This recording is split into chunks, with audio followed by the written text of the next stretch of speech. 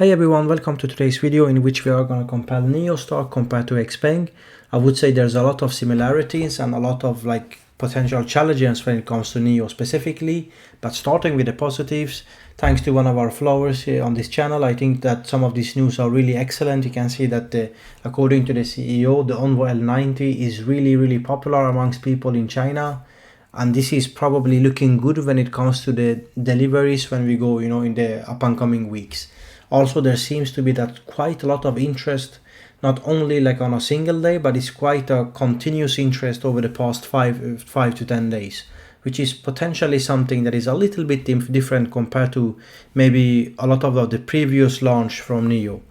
Looking at the weekly delivery numbers, obviously we're gonna get the updated numbers early tomorrow, but looking at the past few weeks and looking specifically at Onvo, already Onvo is around, well, let's say low 1000 to highs of 1700 on a week roughly. Again, this is weekly insurance registration numbers, but you would argue that the weekly deliveries should be in the same ballpark. And this is mostly based on a single car, the L60, which is somewhat popular actually. Now looking at the L90 with the popularity and the competitiveness of this car, especially compared to a lot of competitors, for example, comparing the Onvo L90 to Li Auto's i8, I think this is quite a popular topic online, and it has been over the past months as the L90 is supposed to be launched. And we can see that in terms of space in the car, the L90 is very competitive. And I would say that with additional of the huge frunk ahead of the car, it's really interesting car potentially for families, like families with 2 kids or 3 kids. So I would expect the L90 to actually sell really well in a continuous time. Maybe obviously there's always a peak in the beginning and then there's a kind of drop off, let's say a couple of months after the launch of the vehicle. But I would say, I hope and I imagine that L90 will stabilize the sales at least for, let's say, another 1000 cars a week, which combined with the L60 should put Nio to almost 10,000 cars monthly just on Onvo, which is really good for essentially the first full year of sales, right? Now going to some other discussions, I would say that when you look at the Nio swaps, you can see that according to this channel here on Twitter, the average swaps per station is now above 30, which is good. But this is again half of the supposed number that they mentioned. And now remember that number is quite old. It's like a couple of years old, probably more now. So potentially with the scale of the swapping infrastructure, it's probably less than 60, I would say. So we are much closer to profitability from the swap infrastructure. And looking at the lithium carbonate price, although it's been going up quite sharply over the past couple of weeks, but again, let's zoom out a little bit over the past 5 years and you'll see that essentially this is a blip on the radar. So I wouldn't be too worried unless this price continues to go up at this kind of quite high rate over the up and coming couple of months. But let's wait and see. Still, even if that does that, we are still very low price compared to what it has been a couple of years ago. So really good there as well. But the main topic of the video has always been for today the comparison with Nio and Xpeng, right? And I would say it's just a simple comparison, but so look at the previous quarter. Now granted that previous quarter was especially bad for Nio. Why was it bad? Because the deliveries was very low. Whereas the quarter previous to that, which is Q4 of last year, they delivered over 70,000 cars. So that was a completely different ballpark. In fact, if you look at quickly on this graph here, you can see that Q1, which was the last quarter, they delivered 42,000. Previous to that Q4, 73,000. And the previous to that 62,000. And even one before that 57,000. Q1 is usually quite bad for Nio. Nothing new here, but you can see that. So it's not maybe completely fair to compare Q1, but that was essentially the last quarter, and it was also, let's be honest, the last quarter for as well the competitor Xpeng here. In any case, the R&D cost of Xpeng at 272 million US dollar. Remember, this is again a company that sold 94,000 cars last quarter, which is 20,000 more cars than Nio has ever sold. Now granted that some of you will say that the average sales price is much lower, roughly, I believe if my numbers are correct, is roughly, let's say 21,000 for Xpeng, 32,000 for Nio, give or take. So obviously it's not apples to apples. it's for sure easy to understand that if you sell a car at lower sales price, especially probably the Xpeng Mona 3, it's so much cheaper than essentially most Nio cars. So then the volume is obviously higher. That's obviously no-brainer. But again, when you look at the stuff in detail, so the revenue for Xpeng was actually higher. R&D cost, this is interesting. 438 million for Nio, 272 for Xpeng. SG&A 600 million and 270 for obviously Xpeng. Gross profit 127 million for Nio, 339 for Xpeng. Net income, or in this case net loss, 938 for Nio, 91 for Xpeng. Essentially 10x. That's a difference of 1,000% between those two companies in terms of net loss. And this is a huge difference. Xpeng is selling 7 cars. Nio is selling currently across Nio, Onvo and Firefly 11 cars, I believe. Potentially, if you count 85 touring and some of those, variations, maybe 12, 13, 14. I don't know. It's a little bit difficult to say. But I would say that some of the comments in the comment section was that, yeah, but all the other companies sell a lot of cars, sure. But look at Xpeng, for example. They're selling 7 cars. It's substantially lower than Nio. So if you sell fewer models, you obviously have less cannibalization. This is my just understanding of the things. I believe genuinely, when you look at Nio's webpage, you have too many models that are simply too similar. A couple of videos back, I showed you for the sales of June. Nio sold 0 ES7s across the entire globe.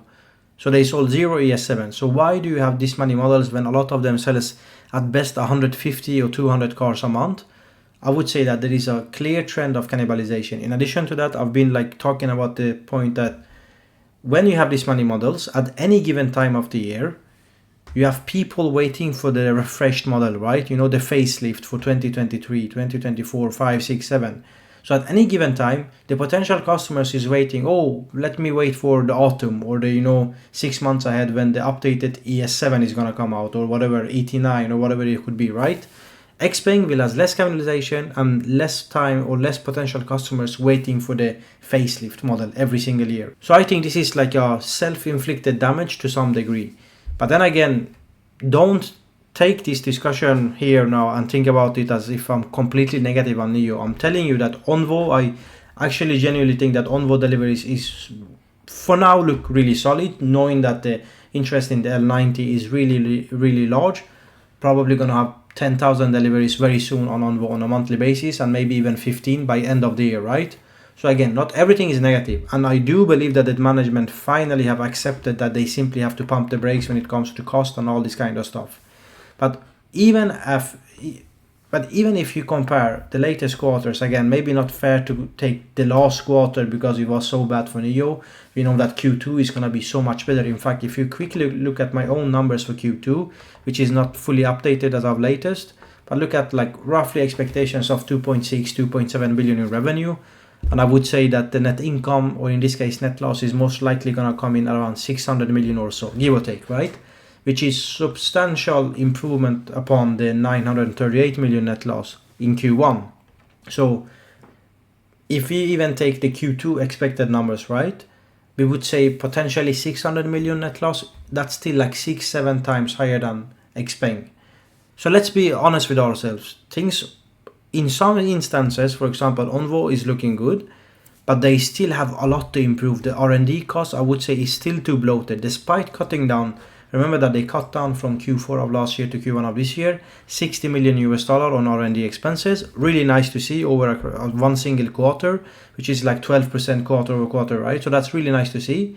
But still, despite that 60 million cut, which is substantial, they are still essentially almost 2x of what they, not really, but let's say 70% higher than what Xpeng is doing right now. So I would say, yeah, this is areas in which Nio definitely can improve. Now, they have somewhat of overhead when it comes to the battery swap infrastructure, so they should spend more money. There are also, more safety concern when it comes to the cars. So I wouldn't say that it's not apples to apples, right? There's a lot of stuff going on here. But I would say when you consider all of this, yeah, there is definitely some reason why Nio needs to spend more on Xpeng. For example, look at this discussion here about the potential 3-level airbag detonation, which is improving safety somehow, right? They have the battery swap infrastructure, so there's one clear reason as to why they need to spend more money on R&D.